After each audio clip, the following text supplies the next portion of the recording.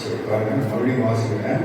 மத்தேயு 9வது அதிகாரம் 36, 37, 38. அவர் திரளான ஜனங்களை கண்டபொழுது அவர்கள் மெய்ப்பனில்லாத ஆடுகளைப் போல தொய்ந்து போனவர்களும் சிதறப்பட்டவர்களுமாய் இருந்தபடியால் அவர்கள் மேல் மனதுருகி தம்முடைய சீசர்களை நோக்கி, அறுப்பு மிகுதி, வேலையாட்களோ கொஞ்சம்.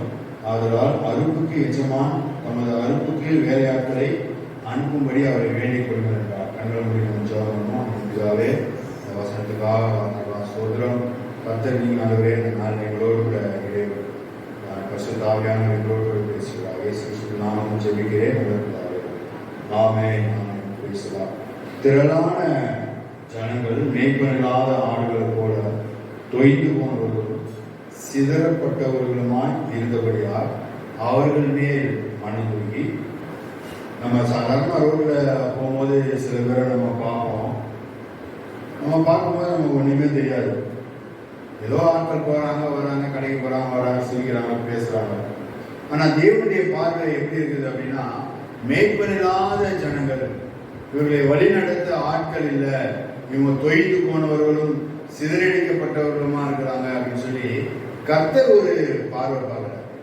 இல்லையா? இந்த நாள்ல தேவனை ஆண்டவராய் இயேசு கிறிஸ்துவை ஏற்றுக்கொண்ட நம்ம ஒவ்வொருவரும், வேதத்தை வாசித்து வேதத்தை தியானிக்கிற நம்ம ஒவ்வொருவருக்கும் இப்படிப்பட்ட ஒரு பார்வை வேண்டும். இல்லையா?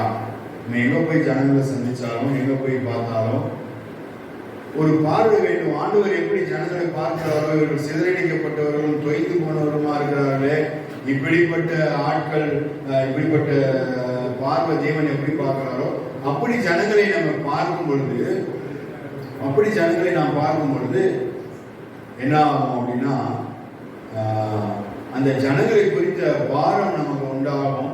அவரிடத்துல எப்படியாவது நான் இயேசு கிறிஸ்துவை குறித்து சொல்லுவேன் அப்படின்னு சொல்லி அந்த ஒரு எண்ணம் நமக்கு வரும். அதுதான் தேவன் எப்படி ஜனத்தை பார்க்கிறாரோ, ரட்சிக்கப்படாதவர்களை எப்படி தேவன் பார்க்கிறாரோ அப்படிதான் பார்க்க. ரொம்ப ஆண்டவர் உருக்கமா அவர்கள் மேல் மனதுருகி. ஆனா அப்பேற்பட்ட ஆட்கள் எப்படி இருந்திருப்பாங்க அப்படின்னா, சாதாரணமா அவங்க வேலைக்கு போயிருப்பாங்க, வந்திருப்பாங்க, அங்கங்க சுத்தி கொண்டு இருப்பாங்க. ஆனா ஆண்டவர் அவங்களை எப்படி பார்க்கிறாரு அப்படின்னா, தொய்ந்து போனவர்களும் சிதறடிக்கப்பட்டவர்களுமா இருக்கிற ஜனங்கள். இவர்களுக்கு யார் சொல்வா? இவர்களுக்கு மேய்ப்பன் யார்? இந்த ஆத்துமாக்களை யார் அறுவடை செய்வா? அதுலையா? அதனால அதுதான் வசனங்களை பார்க்க போறோம். முதல்ல இயேசுவை நாம் தெளிவாய் அறிந்து கொண்டால்தான், இயேசுவை எந்த அளவு நம் இதயத்தில் ஏற்றுக்கொள்கிறோமோ அந்த அளவு தான் நாம் என்ன பண்ண முடியும்? இயேசுவை மற்றவங்களுக்கு சொல்ல முடியும். எந்த அளவு நான் புரிந்து வைத்துக் கொண்டிருக்கிறேனோ, எந்த அளவு நான் அவரை என் இதயத்துல தெளிவா நான் தெரிந்து கொண்டு வைத்திருக்கிறேனோ, வேதம் இயேசுவை எந்த அளவு தெளிவா சொல்லுகிறதோ அந்த அளவுக்கு நான் இயேசுவை நான் புரிந்து வைத்துக் கொண்டால் மாத்திரமே நான் என்ன செய்ய முடியும்னா, இயேசுவை நான் மற்றவங்களுக்கு என்ன பண்ண முடியும்? கொண்டு போக முடியும். அப்ப இயேசுவை நான் தெளிவா தெரிந்து கொண்டிருக்கும் பொழுதுதான், அவருடைய காரியங்களை அறிந்து கொண்டிருக்கும் பொழுதுதான், புரிந்து கொண்டிருக்கும் பொழுதுதான், அவருக்கு சீசரா மாறும் போதுதான் அவருக்கு இருக்கிற பாரம் எனக்கு வரும். ஏன் ஆண்டவர் மத்தேயுல சொல்றாரு, சீசராக்கி ஞானஸ்தானம் கொடுங்கள். அந்த சீசனுக்குரிய பாரம், ஒரு தலைவனுக்குரிய குருவுக்குள்ள பாரம் சீசனுக்கும் வர வேண்டும். அப்பேற்பட்டவனுக்கு ஞானஸ்தானம் கொடுங்க, அவனுக்கு உபதேசத்தை சொல்லுங்க, அவனை கொண்டு போங்க. அரையா அவனுக்கு சபையில கொண்டு போங்க. அரையா இந்த நாள்ல இயேசுவை நான் எந்த அளவு அறிந்து கொண்டிருக்கிறேன் ரொம்ப முக்கியம். அது இயேசு விரும்பினார். மார்க்கு 8வது அதிகாரம் 27வது வசனம் வாசிப்போம். மார்க் 8வது அதிகாரம் 27வது வசனம் சத்தமா.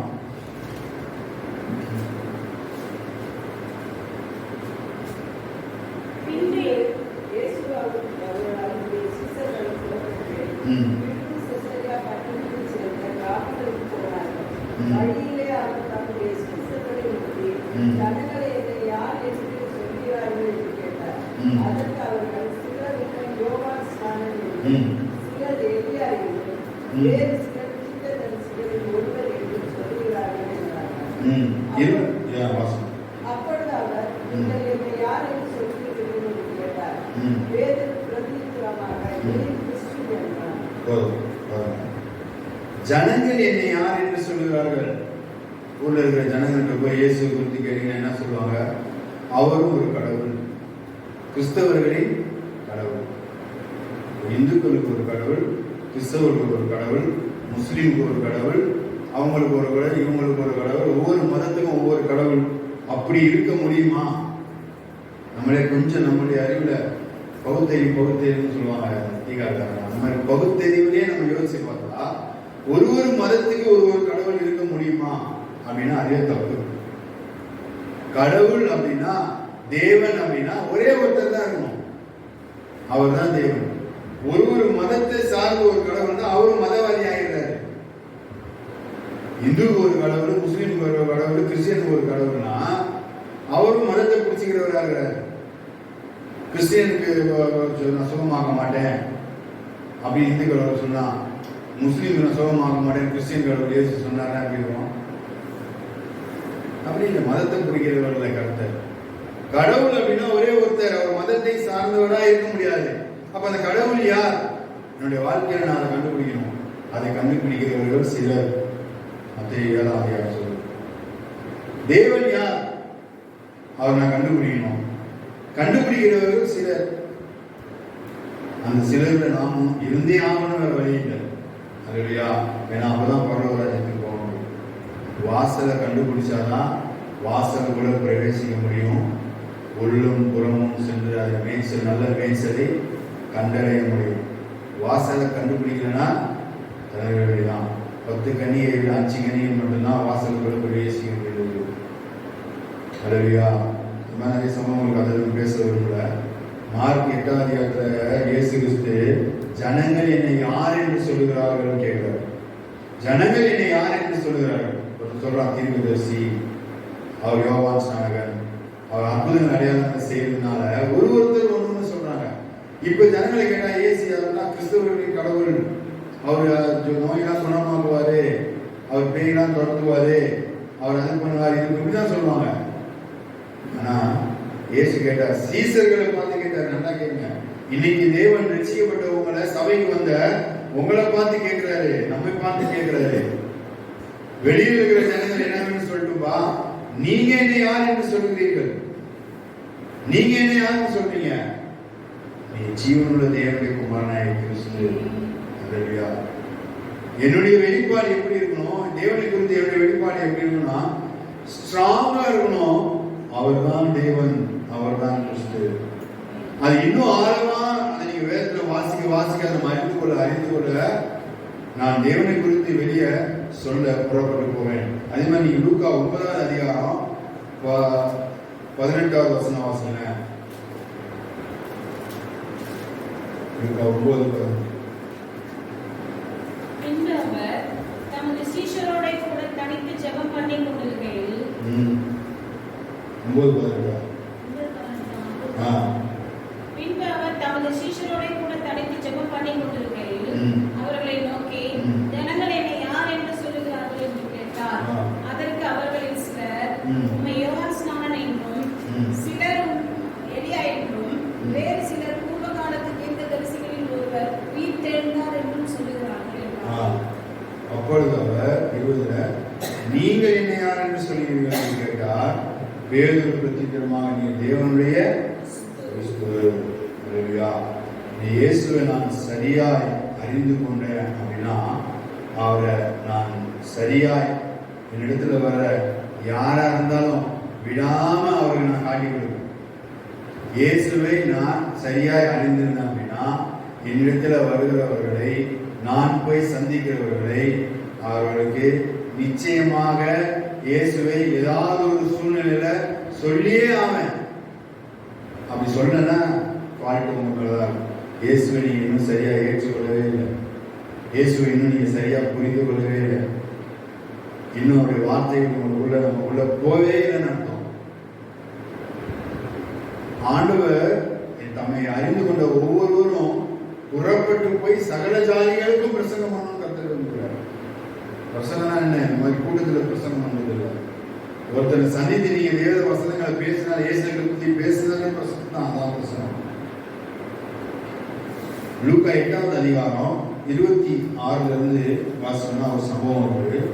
லூக்கா 8:26 சொன்னா, பின்பு கலிலேயா எதிரான கதிரேயனுடைய நாட்டில் சேர்ந்தார்கள். அவர் கரையில் இறங்கின போது நெடுநாளாய் பிசாசுகள் பிடித்தவனும் வஸ்திரம் தெரியாதவனும் வீட்டில் தங்காமல் பிரேத கல்லறையில் தங்கினவனுமாய் இருந்த அந்த பட்டணத்து மனுஷன் ஒருவன் அவருக்கு எதிராக வந்தான். அவன் இயேசுவை கண்டபோது கூக்குரலிட்டு அவருக்கு முன்பாக விழுந்து, இயேசுவே, உன்னதமான தேவனுடைய குமாரனே, எனக்கும் உமக்கும் என்ன? என்னை வேதனைப்படுத்தாதபடி உண்மை வேண்டிக் கொள்கிறேன் என்று மகா சத்தத்தோடு சொன்னான். அந்த அசுத்த ஆவி அவனை விட்டு போகும்படி இயேசு கட்டளையிட்டபடினாலே அப்படி சொன்னான். அந்த அசுத்த ஆவி வெகு காலமாய் அவனை பிடித்திருந்தது. அவன் சங்கிலினாலும் விலங்கினாலும் கட்டுண்டு காவல் பண்ணப்பட்டிருந்தும் கட்டுகளை முறித்து போட்டு பிசாசினால் வனாந்தரத்துக்கு தள்ளப்பட்டிருந்தான். இயேசு அவனை நோக்கி, உன் பேர் என்னவென்று கேட்டார். அதற்கு அவன் லேகியோன் என்றான். அநேக பிசாசுகள் அவனுக்குள் புகுந்திருந்தபடியால் அந்த பேரை சொன்னான். தங்களை பாதாளத்திலே போக கட்டளையிடாதபடிக்கு அவைகள் அவரை வேண்டிக் கொண்டன. அவ்விடத்தில் அநேக பன்றிகள் கூட்டமாய் மலையிலே மேய்ந்து கொண்டிருந்தது. அந்த பன்றிகளுக்கு போகும்படி தங்களுக்கு உத்தரவு கொடுக்க வேண்டும் என்று அவரை வேண்டிக் கொண்டன. அவைகளுக்கு உத்தரவு கொடுத்தார். அப்படியே பிசாசுகள் அந்த மனுஷனை விட்டு நீங்கி பன்றிகளுக்குள் புகுந்தன. அப்பொழுது அந்த பன்றி கூட்டம் உயர்ந்த மேட்டிலிருந்து கடலிலே பாய்ந்து அமிழ்ந்து மாண்டது. அவைகளை மேய்த்தவர்கள் சம்பவத்தை கண்டு ஓடி போய் பட்டணத்திலும் சுற்றுப்புறங்களும் அறிவித்தார்கள். அப்பொழுது சம்பவத்தை பார்க்கும்படி ஜனங்கள் புறப்பட்டு இயேசுவிடத்தில் வந்து, பிசாசுகள் விட்டு போன மனுஷன் வஸ்திரம் தரித்து இயேசுவின் பாதத்தருகே உட்கார்ந்து புத்தி தெரிந்திருப்பதை கண்டு பயந்தார்கள். பிசாசுகள் பிடித்திருந்தவன் சுஸ்தமாக்கப்பட்டதை கண்டவர்களும் அதை அவர்கள் அறிவித்தார்கள். அப்பொழுது கதிரேயனுடைய சுற்றுப்புறத்தில் உள்ள திரளான ஜனங்களால் மிகவும் பயந்தபடினாலே தங்களை விட்டு போகும்படி அவர் வேண்டிக் கொண்டார்கள். அந்தபடி அவர் படகு ஏறி திரும்பி போனார். பிசாசுகள் நீங்கின மனுஷன் அவரோட கூட இருக்கும்படி உத்தரவு கேட்டான். இயேசு அவனை நோக்கி, நீ உன் வீட்டுக்கு திரும்பி போய் உன் தேவன் உனக்கு செய்தவையெல்லாம் அறிவி என்று சொல்லி அவனை அனுப்பிவிட்டார். அந்தபடி அவன் போய் இயேசு தனக்கு சொன்னதெல்லாம் செய்ததெல்லாம் பட்டணத்திலும் பிரசித்தப்படுத்தான். இயேசு திரும்பி வந்த போது ஜனங்களால் அவருக்காக காத்திருந்தபடியால் அவரை சந்தோஷமாக ஏற்றுக்கொண்டார். 26-40 வரையும் பிசாசுகள் பிடித்த லேகியோன் பிசாசுகள் பிடித்த ஒரு மனுஷன் கட்டுகளிலிருந்து அவன் விடுதலையாக்கப்படுகிறான். இயேசு அவனை விடுதலையாக்குகிறார். விடுதலையாக்கின உடனே அவன் என்ன செய்யறான் அப்படின்னா, அந்த ஜனங்கள் என்ன செய்யறாங்க அப்படின்னா, அந்த அற்புதத்தை பார்த்து பயந்து, நீங்க வசனத்தை பாருங்க, பயந்து இயேசுவை பார்த்து வேண்டிக் கொள்றாங்க, நீங்கள் எங்களை விட்டு போகும்படி அவரை வேண்டிக் கொண்டார்கள். அந்தபடி அவர் படைவெளி திரும்பி போனார். அடுத்த வசனம், அந்த கட்டிலிருந்து விடுதலை ஆக்கப்பட்டவன் இயேசுவோட இருக்கணும்னு விரும்புறான். சொல்றாரு, நீ போய் இந்த காரியத்தை குறித்து அறிவி, நீ எப்படி விடுதலையான அறிவி, என்னை குறித்து சொல்லுன்னு அவர் சொல்லும் பொழுது இவன் திரும்பி போய் தன்னுடைய கிராமத்தில் உள்ள ஜனங்களுக்கெல்லாம் சொல்றான். எந்த ஜனங்கள் அவரை விட்டு திரும்பி போன்னு வேண்டிக் கொண்டாங்களோ அதே ஜனங்கள் எல்லாரும் திரும்பவும் இயேசு வரும்பொழுது அவருக்காக காத்து கொண்டிருந்தார்கள் என்று சொல்லி 40 சொல்றது. அவருக்காக அவரை சந்தோஷமா ஏற்றுக்கொண்டார்கள். நீங்க பாருங்க, ஒரே நாள் தான் இயேசுவை பார்த்தான். ஒரே நாள் தான் இயேசுவை பார்த்தான். ஒரே நாள்ல விடுதலை கொடுத்தாரு. அன்னைக்கே பிரசங்கம் பண்ண ஆரம்பிச்சான்.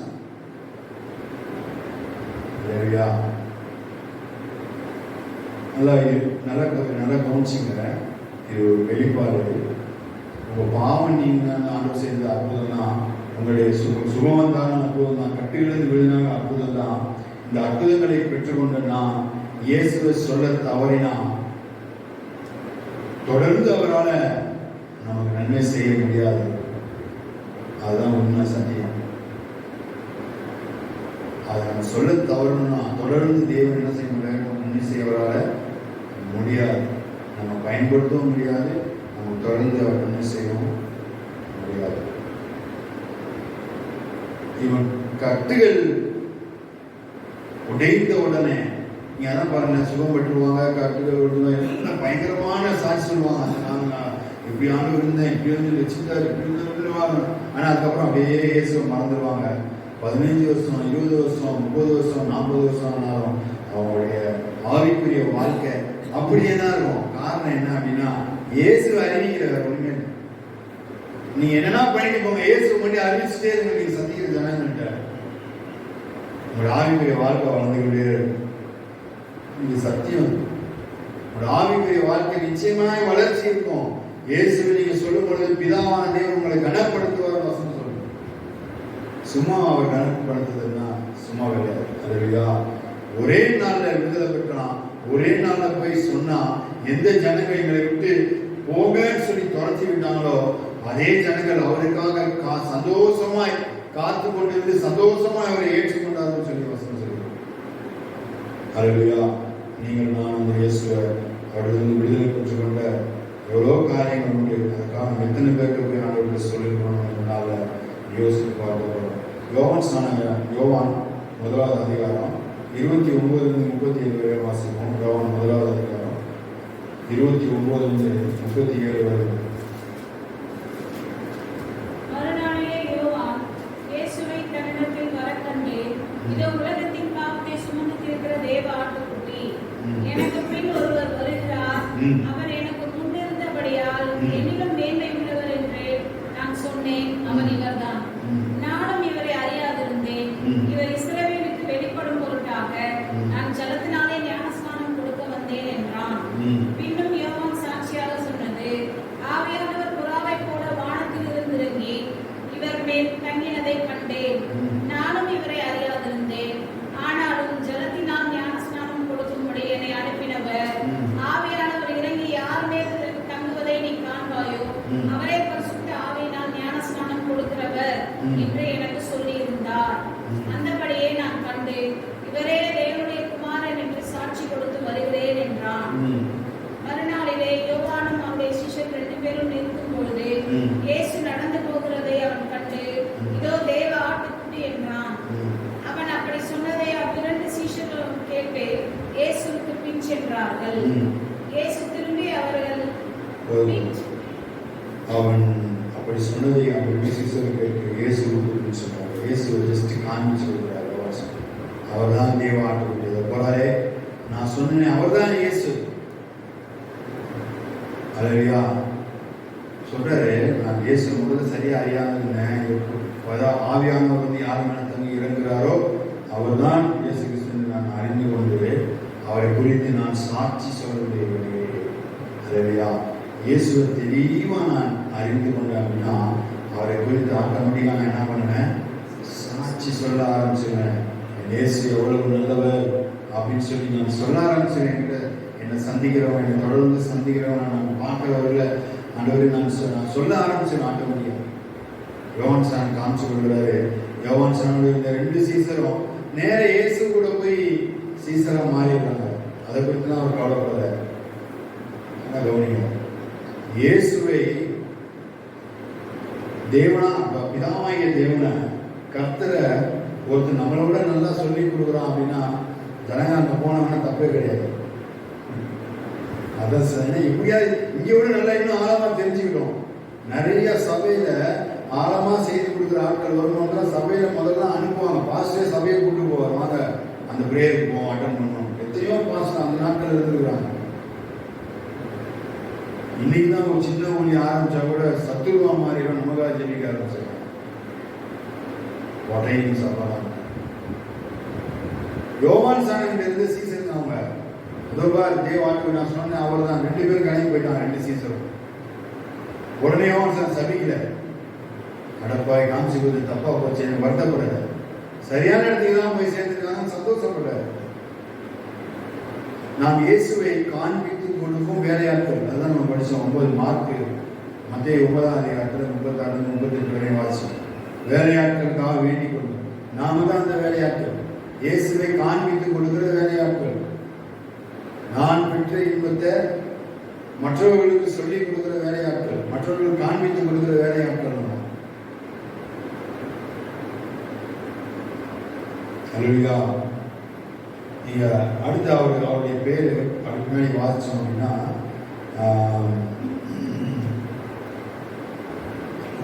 40 வருஷம் யோவான் சொன்னதை கேட்டு அவர் பின் சென்ற 2 சீசர்கள் சீமோன் பேதுருவின் சகோதரன் அந்திரேயா. அவன் முதலாவது தன் சகோதரனாகிய சீமோனை கண்டு மேசியாவை கண்டோம் என்று சொன்னான். மேசியா என்பது கிறிஸ்து என்று அர்த்தமா. பின்பு அவனை இயேசுவினிடத்தில் கூட்டி வந்தான். இயேசு அவனை பார்த்து, யோனாவின் மகனாகிய சிமோன், நீ கேவா எனப்படுவா என்று. கேவா என்பது பேதுரு என்று அர்த்தம். அந்திரேயா பார்த்தது சும்மா இல்லை. அந்திரேயா பேதுரு இயேசுவை பேதுருக்கு காமிச்சு கொடுக்குறான். யோவான் சொன்னாங்க அந்திரேயா காமிச்சு கொடுத்தாரு. அந்திரேயா போய் கப்பல்னு ஓட்டிட்டு சும்மா இல்லை. அந்திரேயா பேதுரு கூட்டு வராரு, கிறிஸ்துவை காண்பிக்கிறவா. அவங்க வெளிப்பாடு பாருங்க, கிறிஸ்துவனா இருக்கிறாங்க தேவன். அடுத்து பேதுருவும் அந்திரேயாவும் என்ன பண்றாங்க தெரியுமா?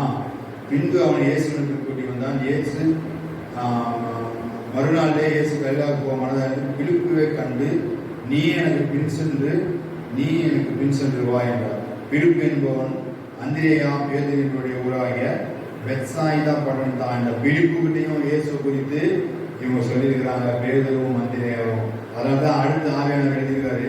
இயேசு கூட்டு போனார் மாத்திரம் போல அடுத்த ஆவியானவர் தெளிவாக எழுதியிருக்காரு பாருங்க. பிலிப்பு என்பவன் அந்திரேயா பேதுரு என்பவருடைய ஊராகிய பெத்சாயிதா.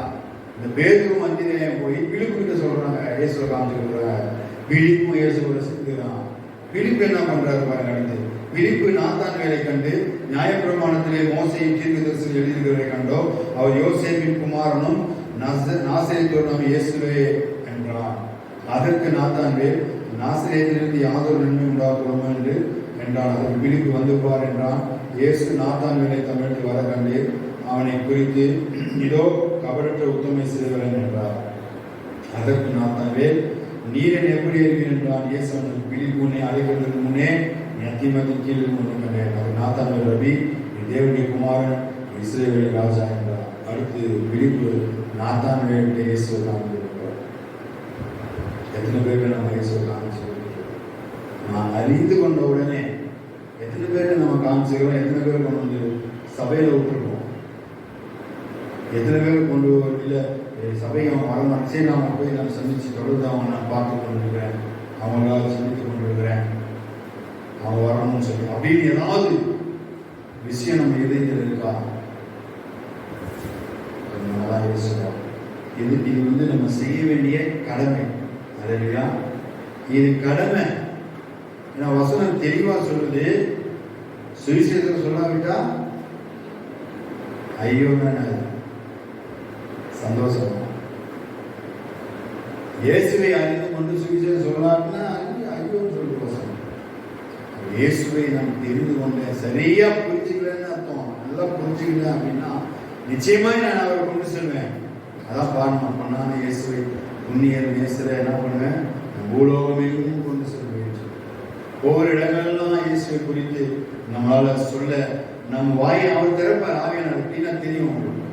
ட்ரெயினில் போனாலும் பஸ்ஸில் போனாலும் ஆளை கொண்டு வந்து உட்கார வைப்பாரு, சொல்ல வைப்பாரு. ஏன்னா அந்த அந்த திறமை அவங்களுக்கு இருக்குன்னு அவருக்கு தெரியும், அந்த பாரம் அவங்களுக்கு இருக்குன்னு தெரியும். அது இல்லைன்னா தான் ஒன்றுமே நடக்காது, கூட்டிகிட்டு வர மாட்டோம், ஒன்றும் நடக்காது. அப்போ அந்த காரியங்களாக நம்ம செவிப்போம். இப்போ புதிய ஏற்பாட்டை பார்த்தோம், எல்லாரும் ஒருத்தர் இயேசுவை கொண்டு வந்து காமிக்கிறது நம்ம பார்க்குறோம். நீங்கள் பழைய ஏற்பாட்டை பார்த்தோட நாகமானுக்கு காமிக்க ஒரு சின்ன பெண்ணு நாகமானுக்கு தேவனை காமிக்க போகிறார். இஸ்ரவேலின் தேவனை குறித்து சொல்கிறார், நீ போ அங்கே சுகமாகும் சொல்லி. அதே போல் நாகமான் போய் அவன் சுகமாகி அவன் ஆண்டவரை ஏற்றுக்கொண்டு ஏற்பட்ட காரியம் இருப்பார். அது இல்லையா, டக்கு டக்கு டக்குன்னு அப்படியே ஆண்டவரை பாஸ் பண்ணிட்டு போயிட்டே இருக்கிறான் காமிச்சிட்டு. அது இல்லையா. அடுத்ததாக ஒரு வசனம் பார்ப்போம். யோவான் 2வது அதிகாரம் 1-10 வரையும் வாசனா. இந்த சம்பவம் உங்களுக்கு தெரியும். 3ஆம் நாளிலே கலிலேயாவில் உள்ள கானாவிலே ஒரு கல்யாணம் நடந்தது. இயேசுவின் தாயும் அங்கே இருந்தார்.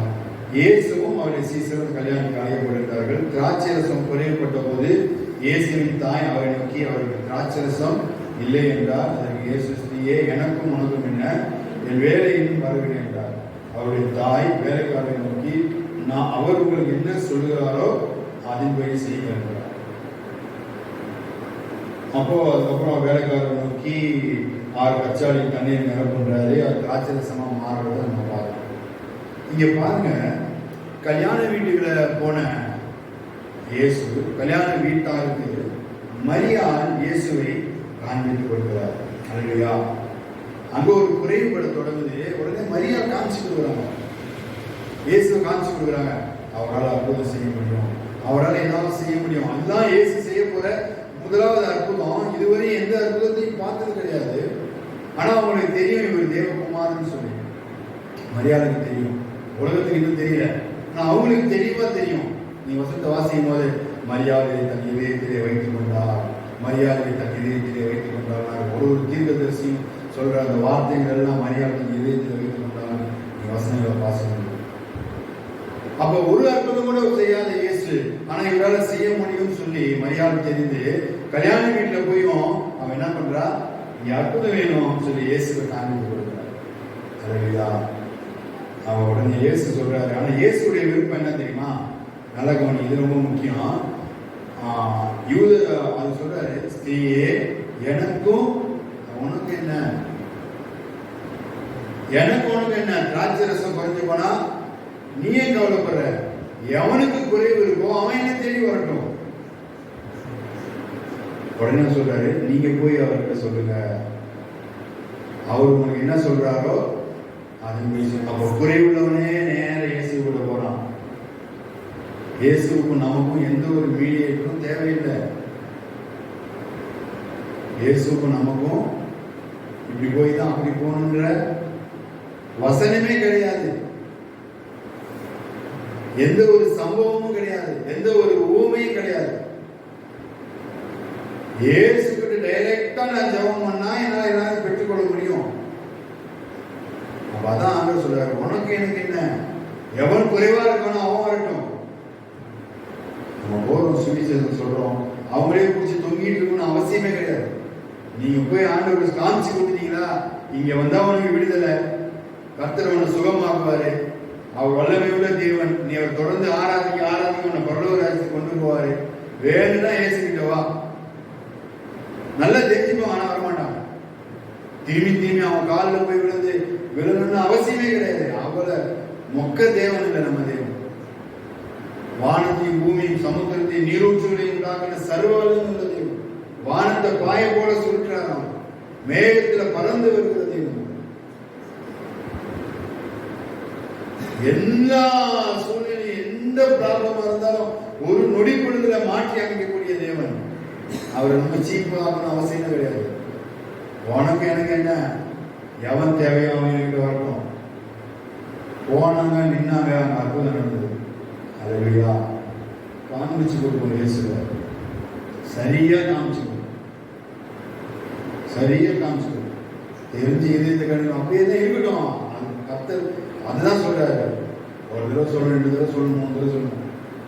அவங்களுக்கு தேவைப்படும் போது கிளீனா அவங்களை ஆவியானவர் கொண்டு வருவார். அதுலையா எங்க கொண்டு வரணுமோ, எப்படி வந்து சேர்க்கணுமோ அவர் கொண்டு வந்து அந்த இடத்துல சேர்க்கிறார். அதுலையா அதை நாம சொல்றாரு, உனக்கு எனக்கு என் வேலை வரலன்னு சொல்றாரு. ஆனா அவங்களே வந்து அவரை பார்க்கும் பொழுது அவருக்கு வேலை வந்துடுச்சு. அதுதான் பிதாவின் சித்தம். எது பிதாவின் சித்தம்? டைரக்டா ஒருத்தன் தேவையுள்ளவன் ஆண்டவரை நோக்கி, ஆண்டவரே எனக்கு இப்படி சொன்னாங்க, உங்ககிட்ட ஜெபம் பண்ணா சரியாக சொன்னாங்க, நான் ஜெபம் பண்றேன், என்னை சுகமாக்கும். அதுதான் பிதாவின் சித்தம். அவன் சுகம் பெற்றுருவான். எப்படி மோகன் சிலாசு, நீங்களே உங்க தலையில கையை வச்சு ஜெபம் பண்ணுங்க உங்களுக்கு சுகமாகணும்னு எத்தனை 1000 சாட்சிகள் வருது டிவியில பார்க்க முடியாது. இந்துக்கள் பண்றாங்க, முஸ்லீமுக்கு சாட்சி சொல்றாங்க. 25 வருஷமா அந்த ப்ராப்ளம் இருந்து தலையில கை வச்சு இயேசு நாமத்துல சுகம் உண்டாகுதுன்னு சொன்னேன், உடனே சுகமாயிடுச்சு. எப்படி நடக்குது? அதுதான் பிதாவின் சித்தம், அதுதான் தேவன் விரும்புகிறார். அல்லேலூயா. அடுத்தது ஒரு விசுவாசம், யோவான் 4வது அதிகாரம், யோவான் முடிப்போம். 28வது 29வது வசனம் 30வது வசனம் வாசிப்போம். யோவான் 4.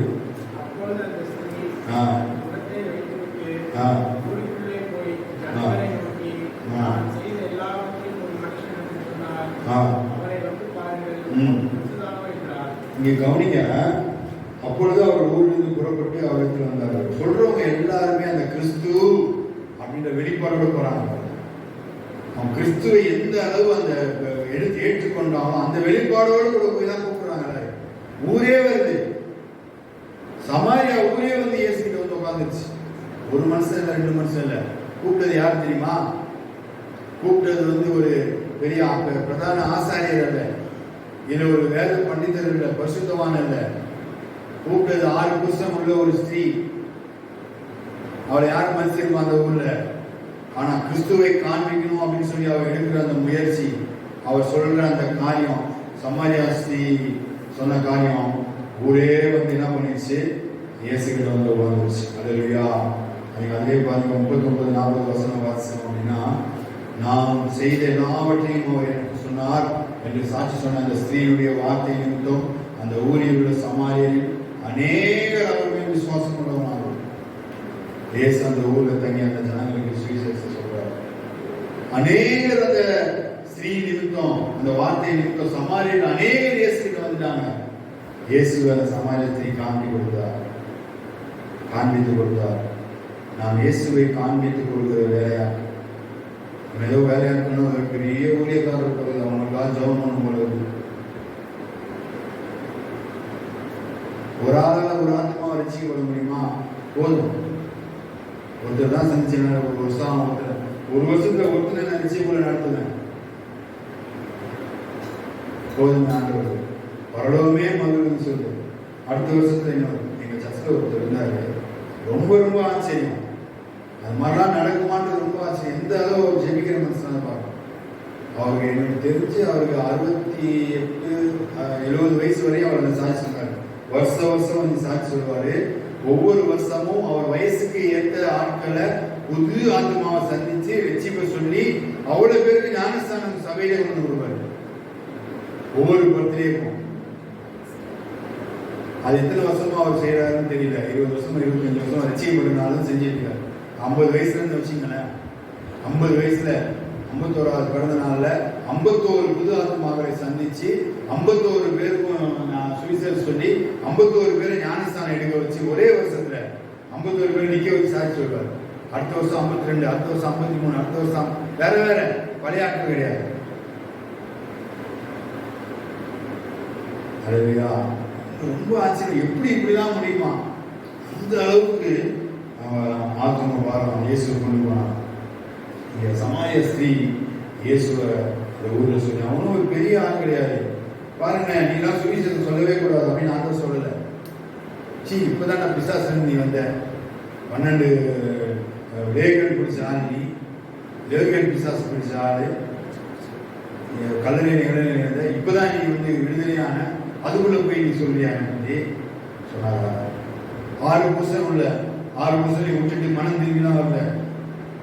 ஆனா போய் சொன்னா அதே ஊர்ல ஆண்டவர் தங்கி அவ்வளவு பேருக்கும் ஆண்டவர் சுவிசேஷம் சொன்னார். எந்த நிலையில இருக்கிறதுன்னு சொல்லி நம்ம பார்க்கணும்னா, இயேசு எந்த அளவு அறிந்து கொண்டோமோ அந்த அளவு நம்ம சுவிசேஷத்தை அறிவிக்க நமக்கு விடுதலை. சுவிசேஷத்தை அறிவிக்க நமக்கு பாவம் வரும். அறிவிக்க கட்டுகள் விடுதலை ஆகும்ன்றது சத்தியம். எந்த அளவு சொல்றோமோ, எந்த அளவு சாட்சியா நிற்கிறோமோ, எந்த அளவு அறிவிக்கிறோமோ, அப்போ எல்லாருக்கும் விடுதலை ஆட்டோமேட்டிக்கா வந்துட்டே இருக்கும்.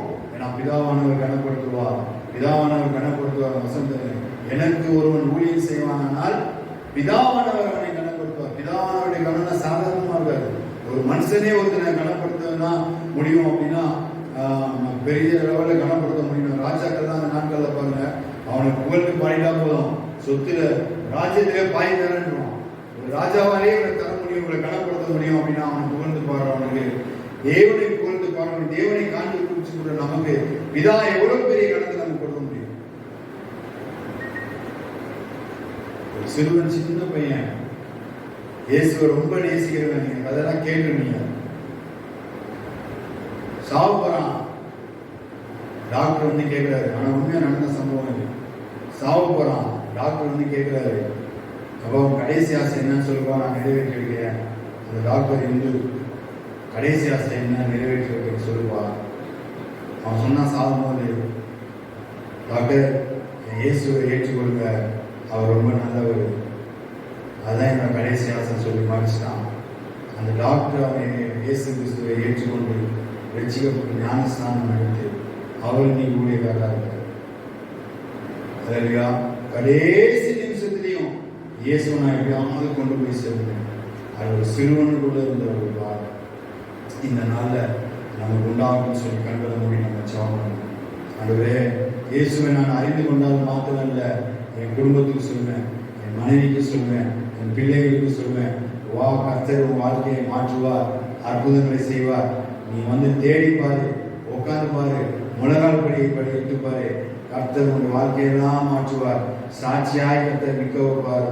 நம்ம எல்லா தேவைகளையும் சந்திப்பார் சொல்லி அவங்க சொல்லி அவங்க இயேசு கிறிஸ்துவ குறித்து சொல்லி அவர் தான் நித்திய ஜீவன், அவரை விட்டு அவர் வழியே இல்லை, பரலோக ராஜ்யத்துக்கு நம்மை கொண்டு போக போறவர் அவர் மாத்திரம்தான். இதெல்லாம் இந்த உலகம் கடைசி நாட்கள்ல பார்க்க தான் போகுது.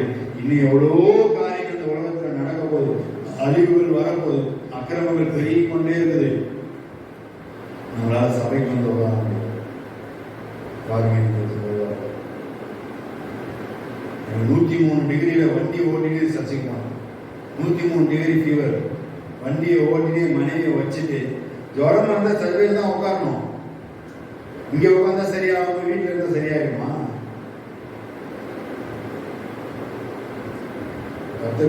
ஒரு நாள் கூட சபையை விடக்கூடாதுன்னு சொல்லி, அதுவும் 7 மணிக்கு சர்வீஸ்க்கு நாங்க 6:55க்கு 6:50க்குலாம் ஒரு சேவாக்கத்துல போய் நிற்போம். மழை பெஞ்சாலும் அதே நேரத்தில் தான் போவோம், வெயில் அடிச்சாலும் புயல் அடிச்சாலும் கர்த்தர் சாட்சி.